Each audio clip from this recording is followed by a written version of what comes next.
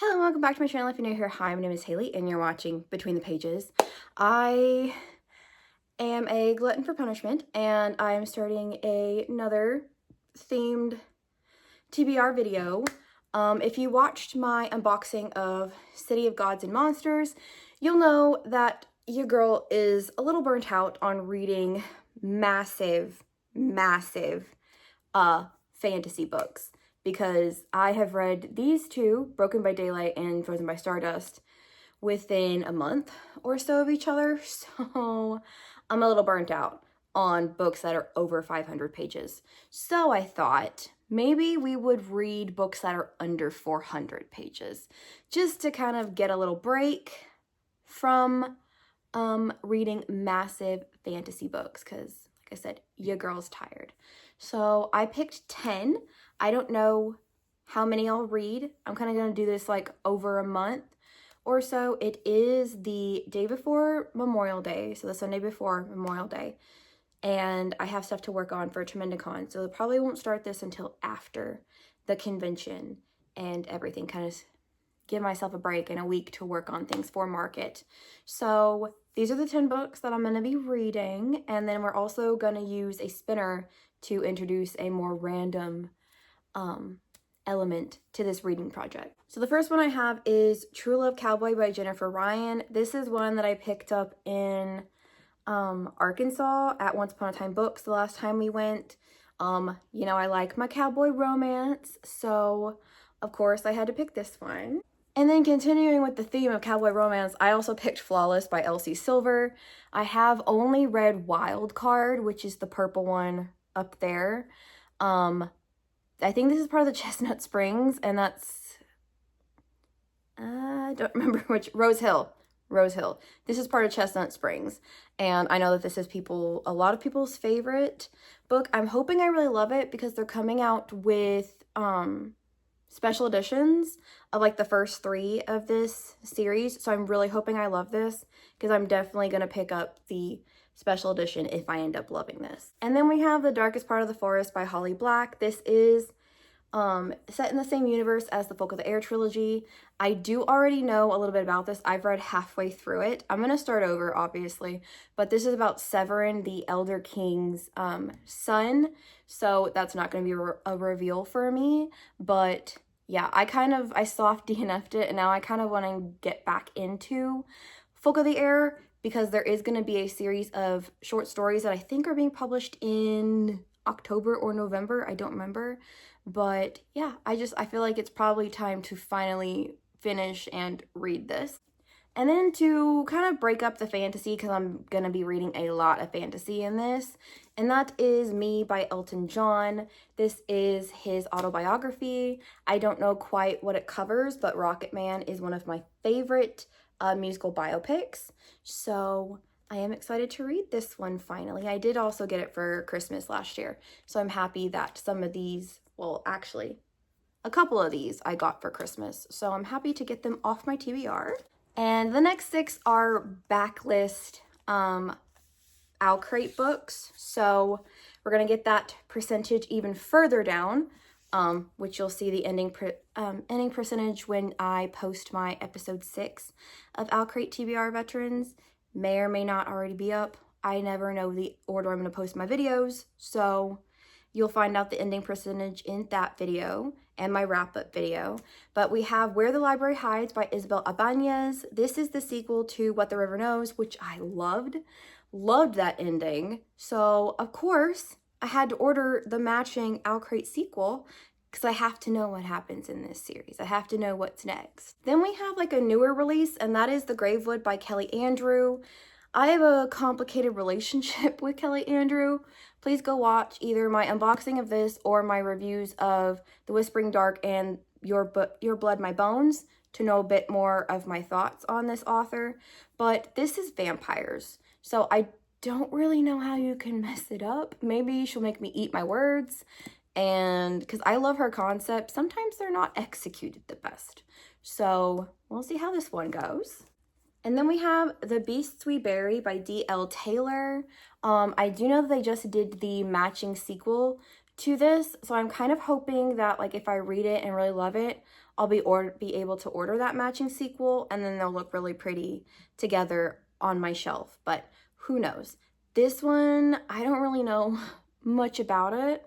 I do know there's like a lot of animal death, so we'll see how I feel about that.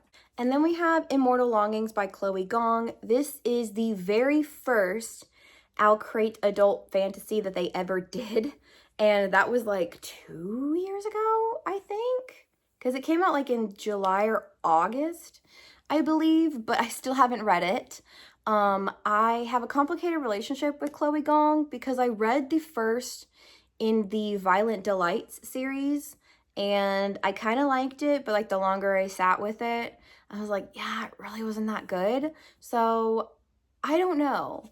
I've seen a lot of people that said that this was really hyped up on Book Talk and it like kind of let them down. So I'm going into this with no expectations whatsoever.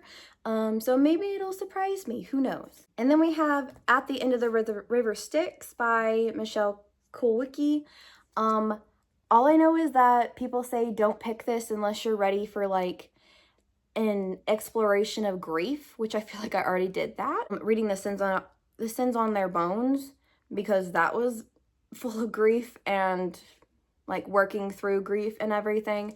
So we'll see how I feel about this. It is very pretty, so I'm really hoping I like this. And I know it says At the End of the River Styx, so I'm hoping that there's a lot of references to Greek mythology because I'm a Greek mythology girly. So again, we'll see how this one goes. And then we have The Last Blood Carver by Vanessa Lee. This is another one that they just, a couple months ago, they did the matching sequel to. So we'll see. I'm not getting my hopes up for this one because this is one that I think when I unboxed it, I said, oh no, I should have skipped. So I think this is one that I was like, I should have skipped and I didn't. And now I'm stuck with it. And I will try to give any Alcrate book a chance before I unhaul it. But yeah, we'll see how this one goes also. So these are the 10 books that I will hopefully read in the next month or so for this project. Like I said, 6 of them are backlist Alcrate books, which I'm very happy about because I need to get my percentage down because it's currently sitting at 7 books from the first round unread. And I think 1 or 2 of these might fall into like the backlist like prior to 2024. Because that was my cutoff. But yeah, happy to get that down. And I guess I will see you guys later. So it is the next day. So we are going to pull up our spinner and find out what we're going to be reading. Some of these I'm anticipating, other ones I'm not. So we'll just see what happens.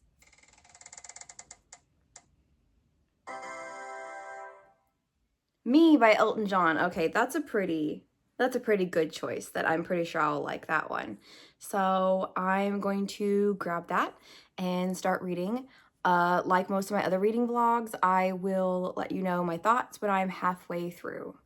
So I am halfway through Me by Elton John, and I am loving this so much. He is so funny.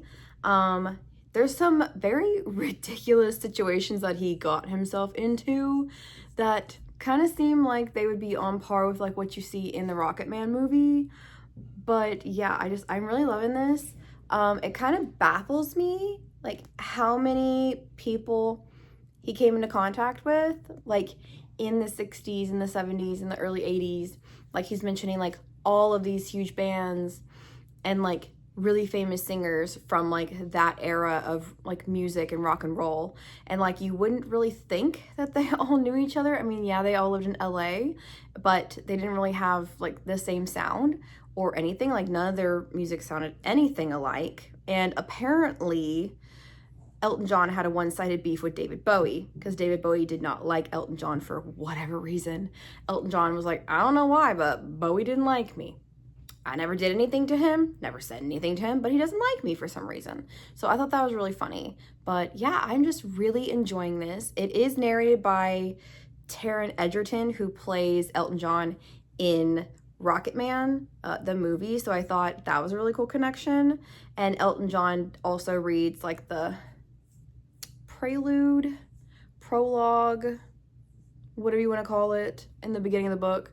So yeah, I'm just gonna continue reading this and I will update you when I'm done. So I have finished Me by Elton John and I loved every minute of this. I will say that this covers like the beginning of his career to Rocket Man, like the biopic. It basically covers that amount of time. So it goes right up to like the pandemic, like 2019. And then it cuts off. So Rocket Man actually does not cover a lot of his life.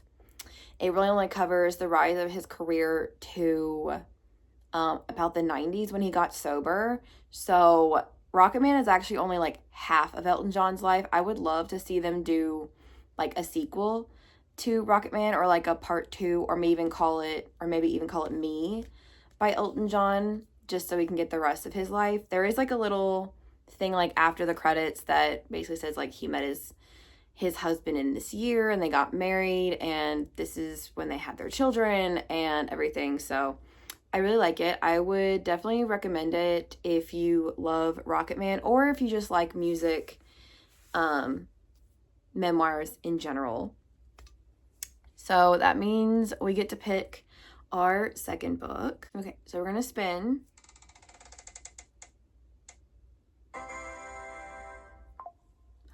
Oh, we got The Darkest Part of the Forest. Okay, that'll be fun to read. I probably won't unhaul that one because that's part of the Folk of the Air series, so I know a little bit about that book.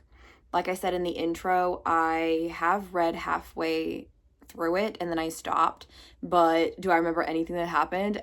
Absolutely not, because I don't remember when I DNF'd that, or like soft DNF'd it. So I will start reading that and then I will let you know when I'm halfway through. So I am halfway through The Darkest Part of the Forest by Holly Black, and is anybody surprised that I'm really loving it? Like I mentioned in, I think, my intro and my last clip, that this takes place in the Folk of the Air universe. It does have characters from the previous, or I think this is actually published first. This is the repub. Obviously, it didn't look like this when it first was published, but this came first, and then the Folk of the Air trilogy. So in publication order, this one will be first, along with Tithe, Valiant, and Ironside, I think, were the 3 short stories. So this does have characters from the Folk of the Air trilogy in it, and it stars Severin, who is the exiled son of the Alder King.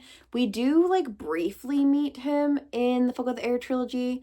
I can't remember what book it is. I want to say it's like book 2 or 3 or something like that, and we don't really get a lot of information about him. So I'm interested to see how far into his backstory that they're gonna go in this book, just because I want to know more about Severin, because I really do like him as a character.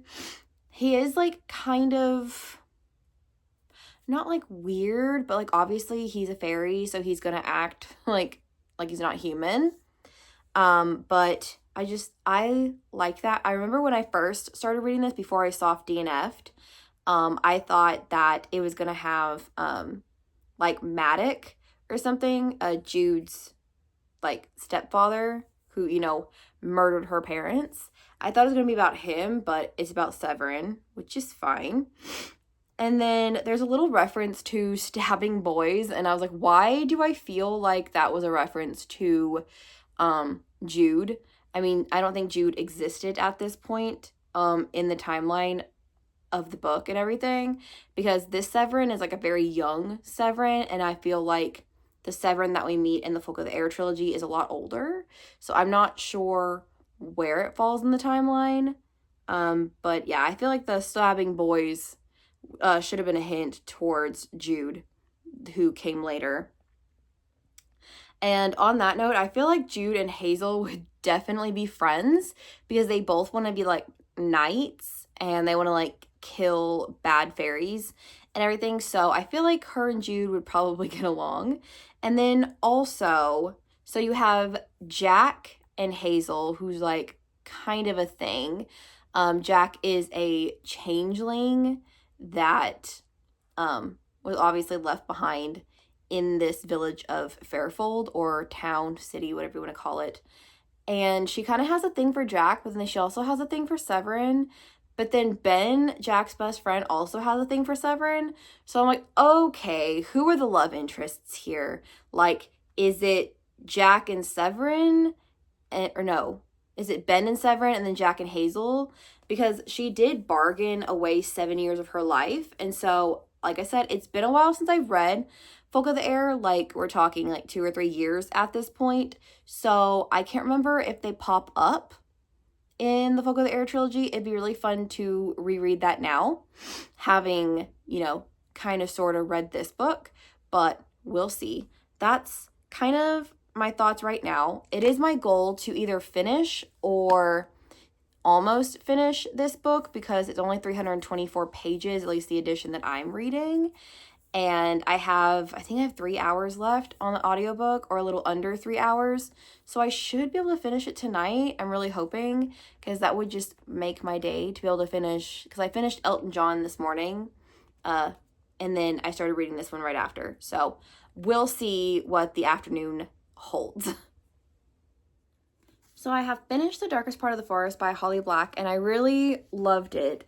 There is like a really big kind of like plot twist that I didn't really see coming, but I should have, because it has to do with fairies. But this definitely makes me want to reread The Cruel Prince and the whole Folk of the Air trilogy. I've been meaning to do that for a while now, but it probably still won't happen for a couple more months. But I want to see Severin again, and Ben, and just everybody who's mentioned in this book, because I know that when Severin comes to like pledge his allegiance to Cardan, like he brings Ben and his sister with him. So yeah, I really loved this, and of course I am not going to unhaul this, so another one that I'm keeping and is gonna make its way onto my shelves. Which means, of course, we have to spend for our next read. There are still a lot on here that I am really excited for, but there's a couple that I'm kind of like on the fence with. So let's see what we get. The Beast We Bury, or Berry, however you want to pronounce that. So this is one that I am a little hesitant about if I'm going to like it or not. But if I do like it, Owlcrate does have a matching edition, like a matching sequel now. So yeah, I guess I will go read that, and I will update you when I'm halfway through. So I have chosen to DNF The Beasts We Bury by D.L. Taylor. I did know that this was a possibility going into this book because I was really hesitant about it and I didn't know if I was going to like it. And spoiler alert, I didn't like it. So we're just going to go over some things. It has 2 different tones, which is the thing that throws me off the most. Because with the female main character, her POV is very much about like death and gore and trauma and like political machinations, and then the male main character's POV is mostly like, oh, I'm a thief and I'm gonna pull this heist and everything's a joke. And so it was very jarring reading those 2 different tones, and I was just like, whoa, I feel like I got whiplash every time we switched POV, so I didn't like that. I liked the animal magic though, because she has to kill animals and she like absorbs like their traits and their power. So she basically like manifests like spirit animals almost. So like she kills a jaguar and she's able to like manifest that out of her body into like a corporeal jaguar. And so I think that's really cool. I do like the magic in this book. I just don't like this book overall. Would love to read another book that has like about the same magic system, but like maybe adult. Maybe that was my issue, because a lot of things I've been DNFing lately are YA fantasies. So maybe I'm not into YA fantasy anymore. We'll see. And then I was also lost when it came to the world building.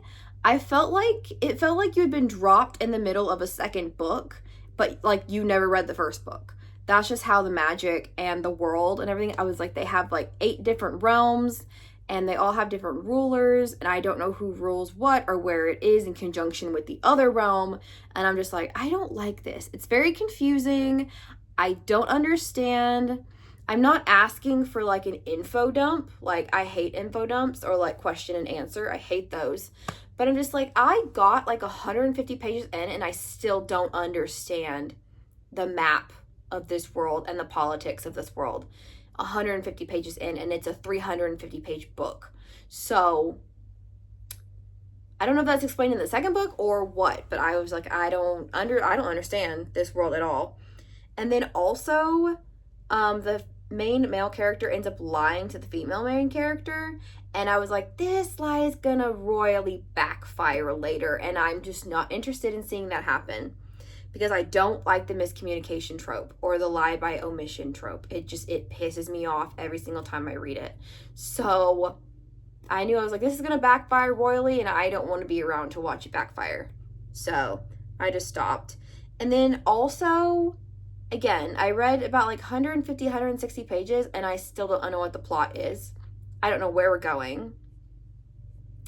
They're talking about like committing treason, and because the main male character needs this sword that is like in her father's possession, but then also she wants to kind of like change the world. She's kind of like Crier from Crier's War, where she is, oh my god, horribly naive. She is so naive that it kind of pisses me off, because I'm like, how are you this naive to what's going on outside your castle walls? And like, I understand that maybe we're supposed to feel like that, because that's how the main male character sees her, as like a naive child, and be like, how do you not know that your people are suffering? How do you not know they're starving? And how do you not know what's happening to your kingdom's children? They're basically being like forced to go to this school and like enroll in the military, and if they don't, they can't get a job, they can't get a house, they can't make a living for themselves. So again, I'm like, if we're supposed to be mad at her, then I'm mad at her. If we're supposed to be annoyed at the main male character, I'm annoyed. So I don't know, I gave up. It's just like, I always know that when I'm like listening to the audiobook and also playing on my phone and not focusing on the text, that's usually when I'm like, oh, this book's probably not for me. But sometimes it can still hook me by like 100 pages in. So I gave it a chance, didn't like it. So we're just gonna move on to book 4. I think we're on book 4. I'll have to check, but I'm pretty sure we're going on the 4th book. So that means we get to spin again. So there are a couple on here that I'm hesitant about, but then there's also some that I'm really excited about. So let's see what we get.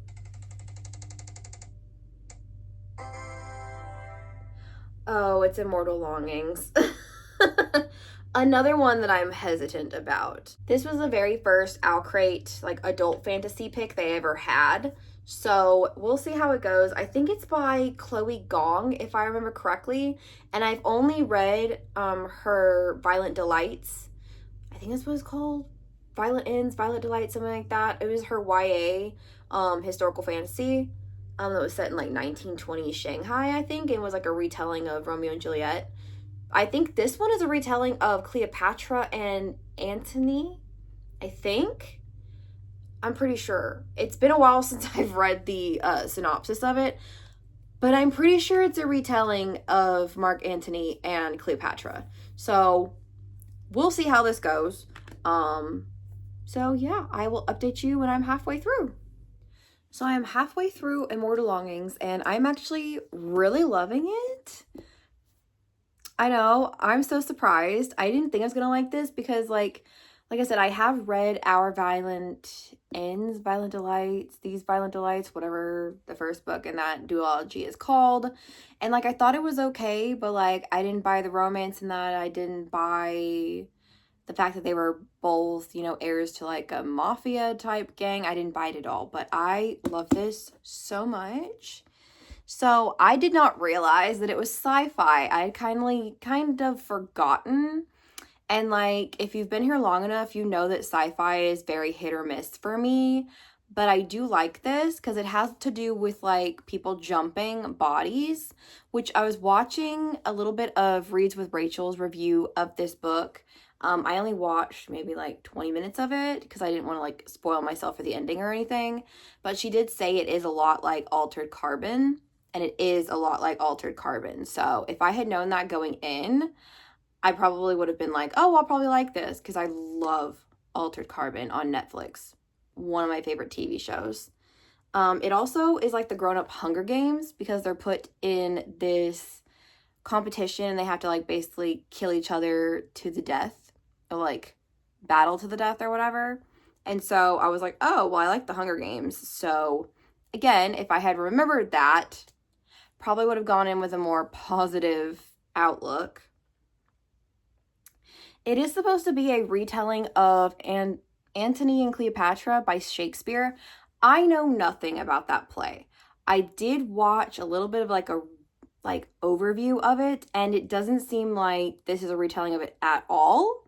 Like, in my opinion, at least. But again, I've not read that play or anything. So when I started reading it yesterday, I was trying to basically separate the retelling aspect from the book, and I'm enjoying it a lot more because, like I said, I don't know shit about that play, but I really do love Anton and Calla's dynamic. There's a lot of banter. She's very sassy. He doesn't take shit from her. They fight really well together. And so, yeah, I'm just curious to see where this goes. There is a sequel to it. I don't think Alcrate ever did a matching sequel, so I would have to buy the trade cover, which is fine. I don't really care about some series I care about matching, but something like this where I wasn't really anticipating it in the first place, I would be fine with it not matching. But yeah, I'm going to continue reading, and I will let you guys know what I think when I finished it. So I finished Immortal Longings by Chloe Gong, and I loved it. I did only give this a 4, just because, like, I kind of sort of see, based on the ending, I kind of see the Antony and Cleopatra, connection, but I know this is going to be a trilogy, so maybe further books will make more sense in terms of the connection, but yeah, I only gave it a 4. But I do have some thoughts of what happened. So you find out that Kala is not Kala.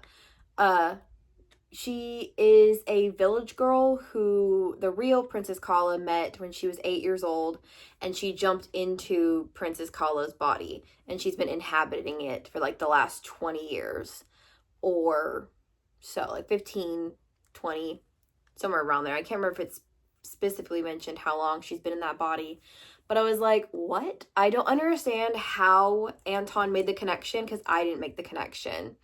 Because he, like, literally, like, grabs her, and she's like, have you put it together yet? And I was like, what do you mean? Because even I haven't put it together. So that is another reason why I knocked off a star, because I was like, where did this leap in logic come from? Because honestly, I didn't make that connection. So either it wasn't obvious, or the foreshadowing was not very strong. I have no idea, but I didn't catch that at all. Which, it explains why she killed the entire royal family, except herself. Because she was a village girl who had been starving and was like, the royals don't care about us. So she kind of used it to, like, infiltrate the royal family. So I understand why she killed her entire family. But still, I was like, I do not see how you came to that conclusion, because I didn't. And then Eno, poor Eno. I know, I was kind of like Kala, where I was like, oh, I know it's going to be Anton and Kala, like, in the final battle. Like, they're going to be the final two, so obviously he's going to die. But at any point in these games, you can pull your chip in your wristband and like, walk away. So it's kind of like the Hunger Games, but, like, you can opt out at any time. And that didn't happen. So sadly, he lost his life. I was actually kind of sad because I really liked him. He was only 15 years old, and he was just precious. And then with the end, I do have a theory. So at the end, you find out that Anton, well, Kala ends up killing Anton. And then when they go to crown August, the new king of San Air, however you pronounce it, it's Anton. And I was like, but Anton's dead. So part of me thinks that he learned something from the Crescent Societies on how to jump without light flashing. And so absolutely nobody knew he had jumped into August's body. So I'm really interested to see how we handle that in the sequel. So that ending, goddamn. Ending was so good. So yeah, I gave it 4. Maybe I could be persuaded to bump it up to 4.5. I'll have to sit with it. So unfortunately, that means that we will be keeping this one and not getting rid of it, which does not help me. I mean, I'm glad that I'm liking what I'm reading, but for JomoCon, this is not boding well, because I'm only going to unhaul 1 book right now, which means I only have 5 blind dates with a book to take to JomoCon, and we're about a month away now. So I like that I'm loving what I'm reading. It's just not helping me with the whole restock thing, because that's kind of the point of this video. So we're gonna spin for our 5th book.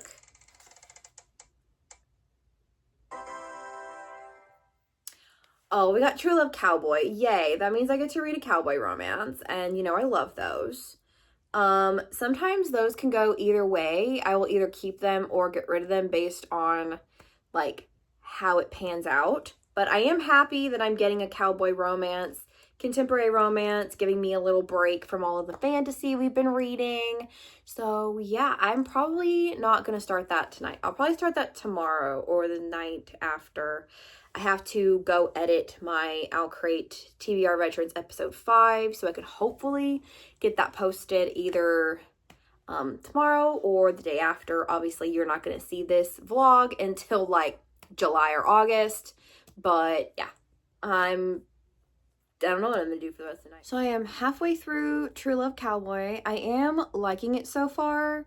It's just a little too dramatic for my taste, because Trinity, the main character, mentions that, I think probably in the last book or maybe the first book, I don't know, this is a interconnected standalones, that she was kidnapped by her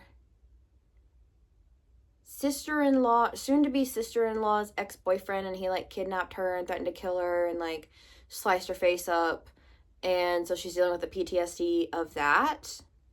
And then also one of her other brothers met his future wife while helping the FBI take down this self-funded militia who was going to bring the government down. And I'm like, what? Like, people get enjoyment out of that? Of reading these, like, really, like, out there situations. So it kind of reads like a soap opera or like a melodrama. And like right now, the main love interest is going to be dealing with a custody battle with his ex.